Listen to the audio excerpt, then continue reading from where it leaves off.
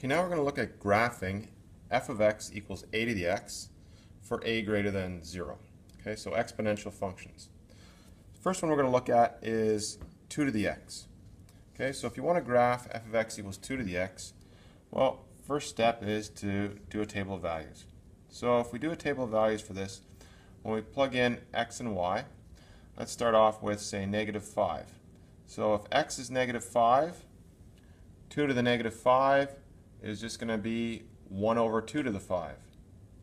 And 2 to the 5 is 32. So when x is -5, it's going to be 1 over 32. -4 is 1 over 16. And so on. Okay? And that is a table of values you would get for 2 to the x. And you can notice here that the numbers here on this side, when they're negative, it's just 1 over those numbers.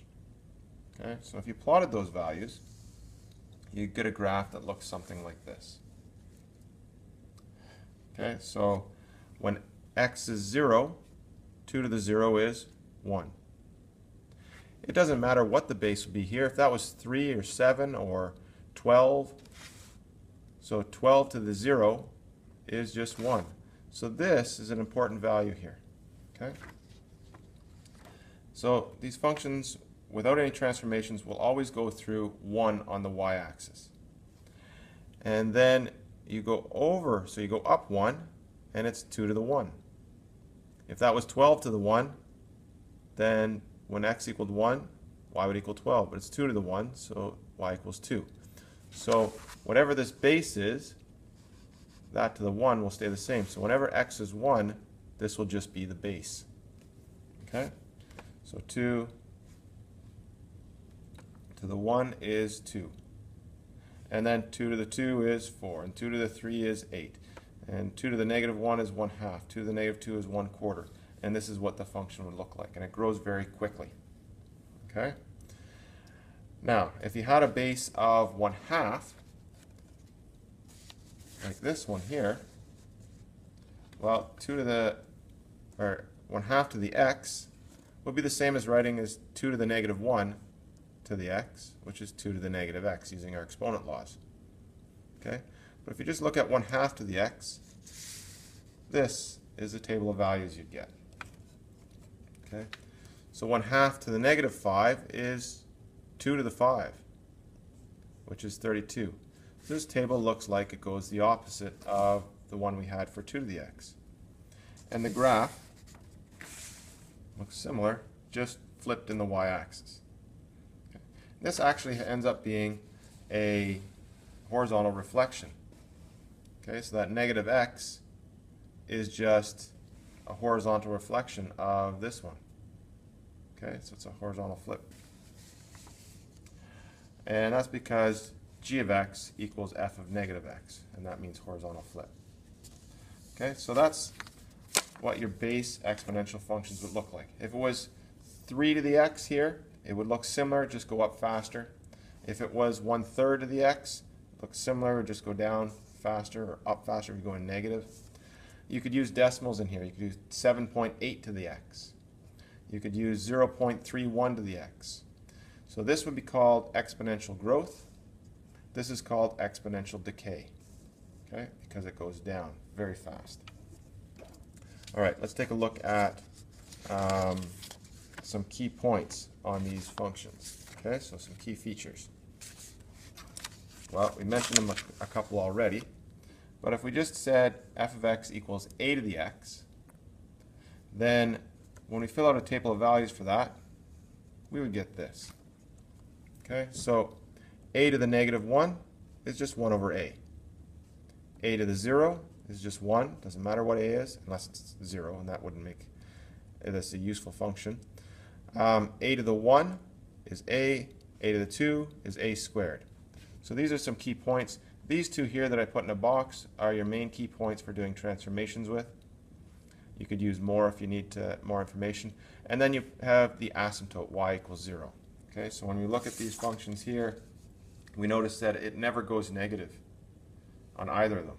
Okay, even though you have a negative exponent, they never go negative. So the x-axis is an asymptote. Okay?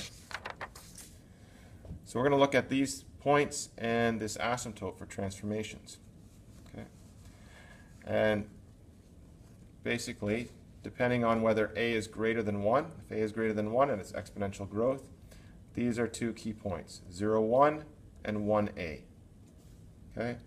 When x is between 0 and 1, it's exponential decay, and the 2 points would be 0, 1 still, and 1a, but a is a fraction, so it goes down. Okay, so transformations. When we look at the transformations of these functions, if f of x equals a to the x, then y equal to p times f of b x minus c plus d is our function notation of the transformations. Okay? And if we wanted to do this and put it back into the exponential form, then b times x minus c is the input. The input is the exponent for this. So f of this just goes to the exponent of a. P is outside, and d, these are two vertical transformations. B and c are the two horizontal transformations, and this is what we'd see there. So P is a vertical stretch factor. Well, the absolute value of it is. If P is negative, it's a vertical flip. 1 over B is a horizontal stretch factor, as usual. C is a horizontal translation, because you've got to take the opposite sign in there. And D is a vertical translation. If B were negative, it would be a horizontal flip like we looked at earlier for 2 to the negative x. Okay? So, if you want to graph something like y equals 3 times 2 to the x minus 4, the parent function is 2 to the x. So we're doing transformations to this. You could write that in function notation so you can see what the transformations are. 3 times f of x minus 4. So we've got a vertical stretch of 3, vertical translation down 4. What this is going to do is move the asymptote down to negative 4. So this number at the end will always be part of the equation of the horizontal asymptote. So y equals d is going to be the horizontal asymptote. Okay? So if we do the pointwise formula for this, we'd see that there's no change to x because these are vertical transformations. So x and then 3y minus 4. So x stays x, y goes to 3y minus 4. Take the two key points we talked about, 0, 1 and 1, 2 for 2 to the x. If it was 3 to the x, it would be 0, 1 and then 1, 3. And then we do this formula to it. So the x's don't change, the y, so sub the 1 into the formula, becomes negative 1, and this one stays 2. When you graph that, you've got this function. Okay? So y equals negative 4 is the horizontal asymptote. Here we go. Plot the 2 points, and there's the function. Okay. Another example with some horizontal transformations. Here, so we've got y equals 2 to the 1/3 x plus 4. This means you're going to have a horizontal stretch of 3 and a horizontal translation of negative 4. Okay, remember you got to do the opposite. So we've got the formula here. Xy goes to 3x minus 4. Remember, do the opposite, and y doesn't change. Take the two key points, 0, 1, 1, 2, because this comes from the parent function of 2 to the x. Okay, if that was 3 from 3 to the x, and this would be 0, 3. Okay. Apply this formula to these points, and you get negative 4, 1, negative 1, 2. The horizontal asymptote doesn't move. It's still y equals 0, and this is the function. Okay. So you applied the 2 points, and it goes like that. Okay, so let's take a look at one more, bigger one where it combines them both.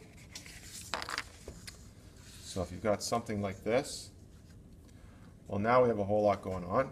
There is, okay, so negative 5 in front, so that's going to be a vertical flip and a vertical stretch of 3. Negative 1/2 here, horizontal flip, and a horizontal stretch of 2.